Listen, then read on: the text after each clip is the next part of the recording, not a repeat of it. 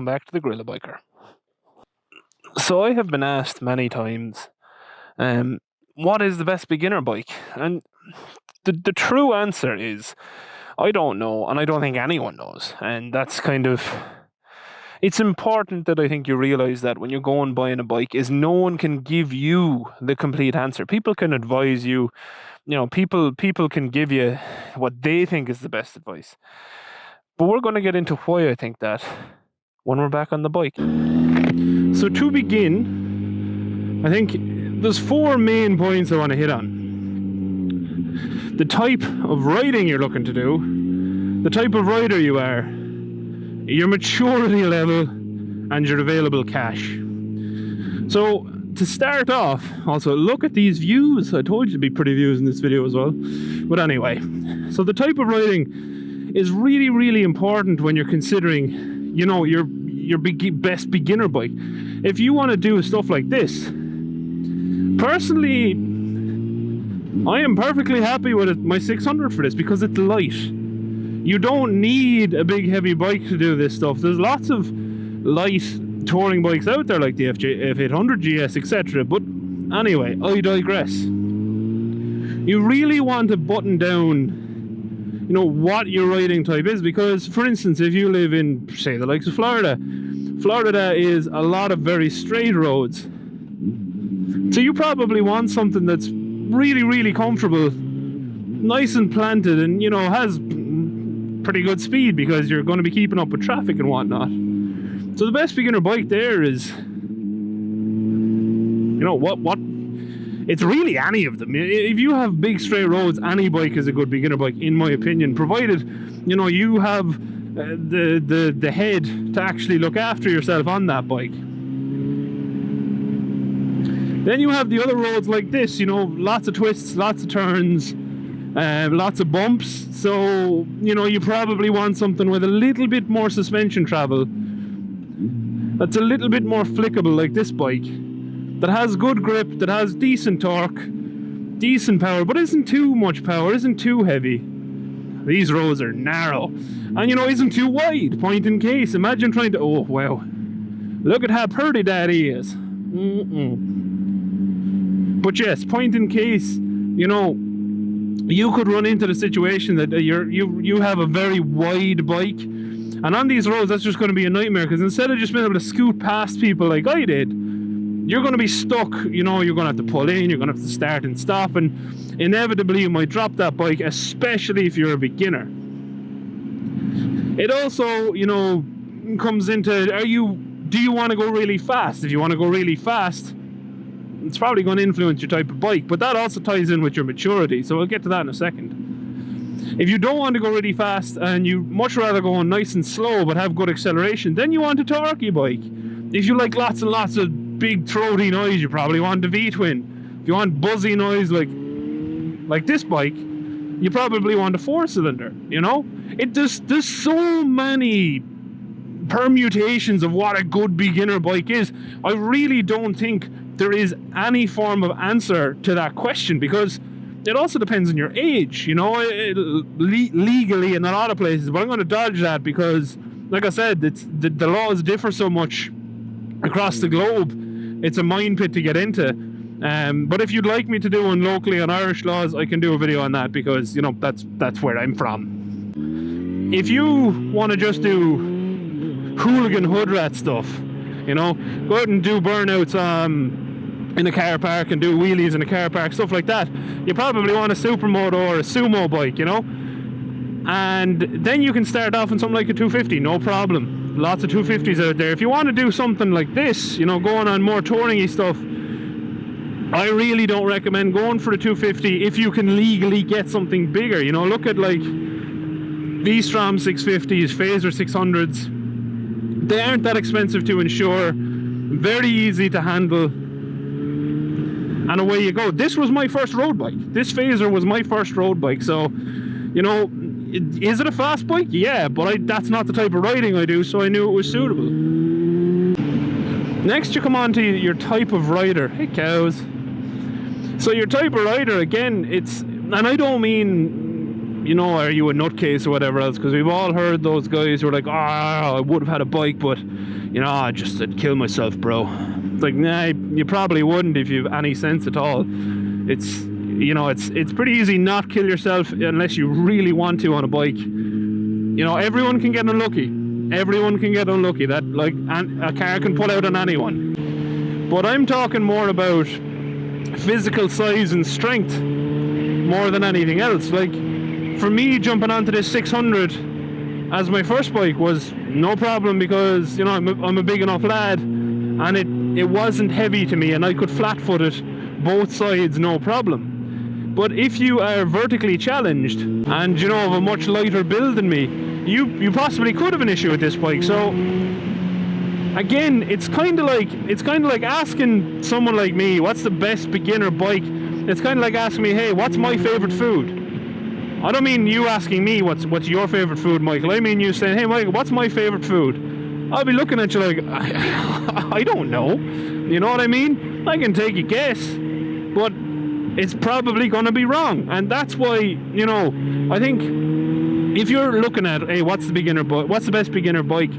For the type of rider, it's really important to sit on a lot of bikes, you know, as many as you can. And I mean, like, just, you know, even if you see someone, just say, hey, look, I'm looking at getting the first bike. Do you mind if I throw a leg over yours? And by the way, if any of you would like to do that in this bike, feel free to ask me if you see me. It's not a problem. Obviously, I'll be taking the keys out in case you try to rob me. But yeah, also the type of rider, you have to take your age into account. Now, as much as people don't want to hear this, I am very glad that I couldn't afford a bike, and there was many other reasons I didn't have a bike at, you know, the likes of 17, 18, because I know how I drove in a car, and I didn't have sense. And, you know, that wasn't, I'm not saying I was, you know, a big hard man or anything. I just didn't have sense. And situations that you will escape in a car, because it's a car and it has 4 wheels and it has 4 brakes, they're a lot harder to escape on a motorbike.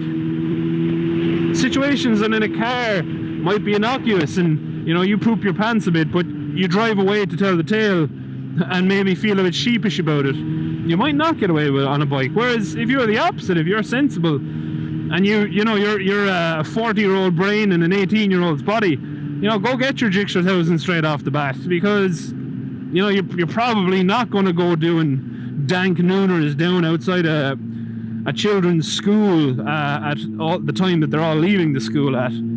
Are you the type of rider who likes to do your own maintenance? Because if you don't like to do your own maintenance, then the best beginner bike is not an old one.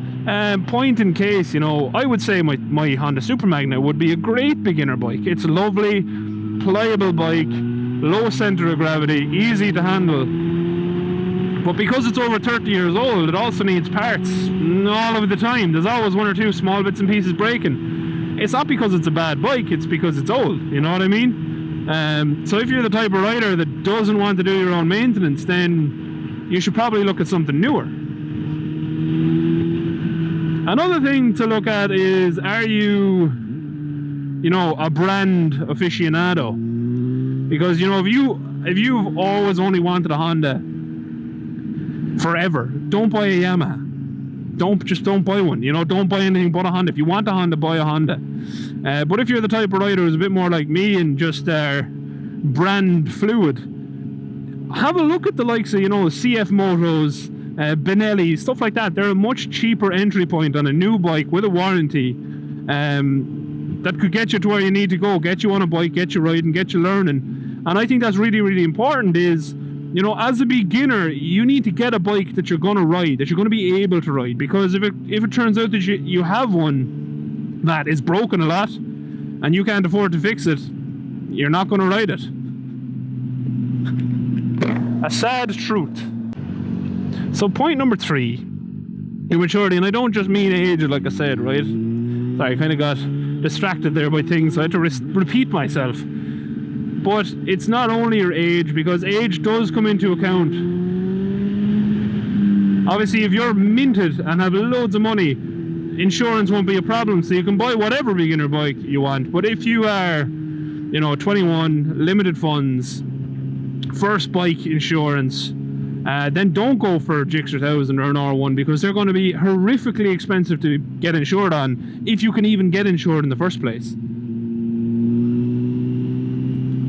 It's also to have the maturity to know, you know, if you do buy a big powerful bike, which by the way I have nothing against. Like, I know a lot of people say don't buy a 1000cc starting off. If that's the bike you want, do you know what? Have at it. Who is someone else to tell you what not to buy? No one, you know what I mean? As long as you don't buy a Nissan Micra or a Nissan Juke, we're all good. But you have to know when to, you know, not push in a situation if it might possibly exceed your skill level, because if something exceeds your skill level and you go into something too hard, that's when you're going to fall off, that's when you're going to panic brake, that's when you're going to lock up. So, you know, it's to have that maturity to know that, hey, I have a very powerful machine under my legs.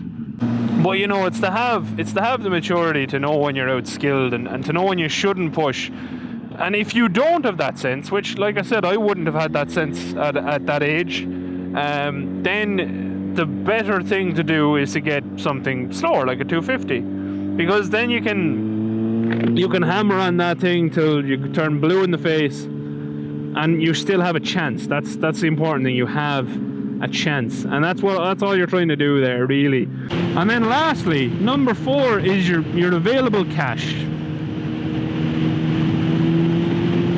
And this is kind of a silly one, really, but I'm also being serious about it.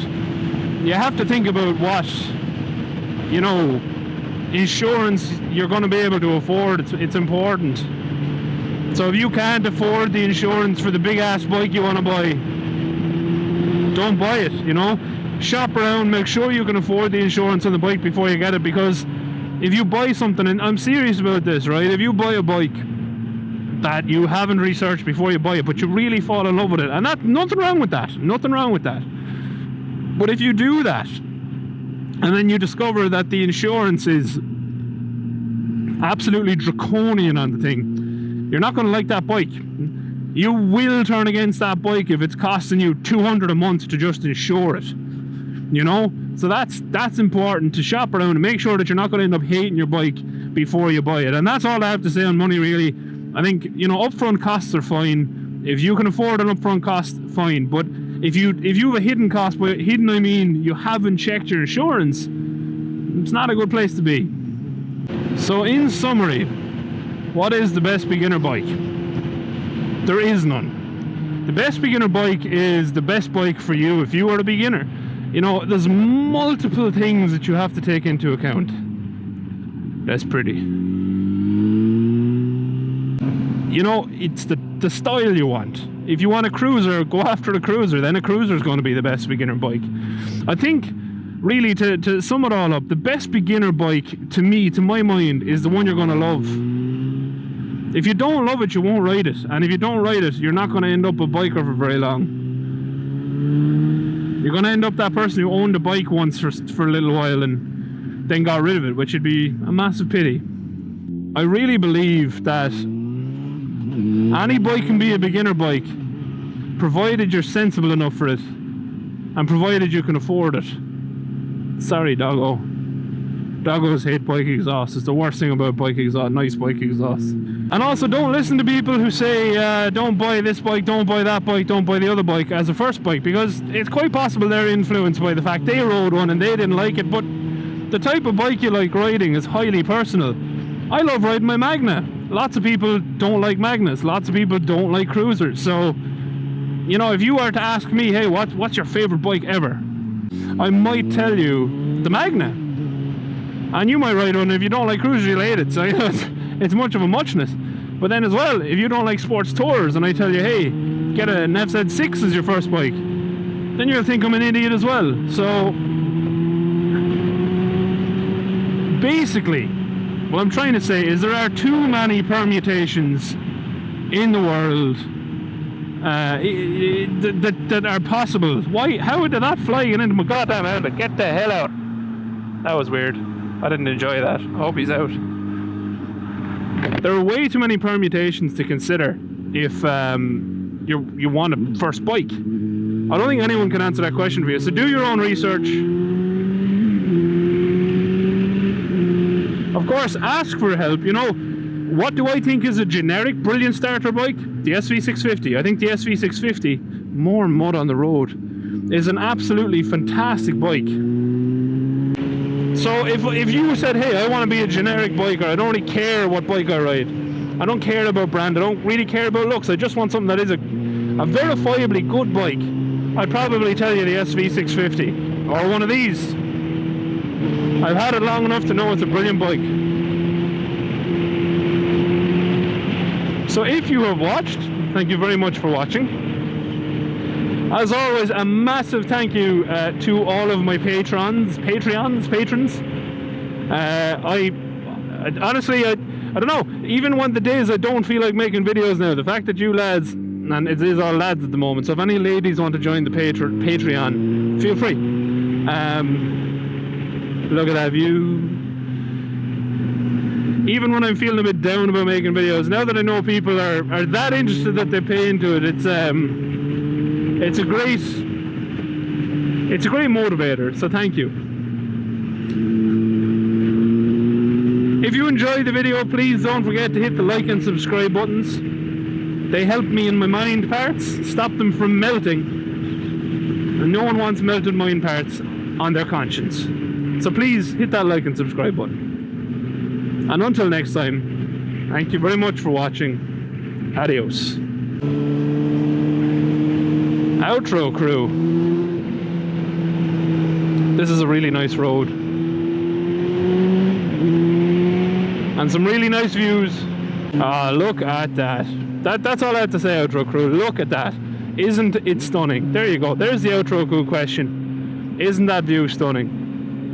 Absolutely beautiful. How am I for fuel? Oh, I'm alright. Good luck, amigos.